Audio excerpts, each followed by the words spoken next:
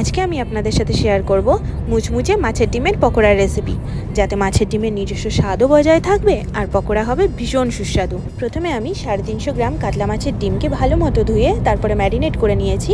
1 cup পেঁয়াজ কুচি, লঙ্কা কুচি, স্বাদ মতো নুন, 2 চামচ বেসন, 1 চামচ জিরে গুঁড়ো, 1 থেকে 2 চামচ আদা বাটা, 2 থেকে 3 চামচ সর্ষের তেল, পরিমাণ মতো হলুদ গুঁড়ো, 1 থেকে 2 টিস্পুন গোলমরিচ গুঁড়ো, কুচানো ধনিয়া পাতা দিয়ে তারপরে এই সব কিছু দিয়ে মাছের ডিমটাকে ম্যারিনেট করে 5 থেকে 10 মিনিটের জন্য একটু রেখে দিয়েছি।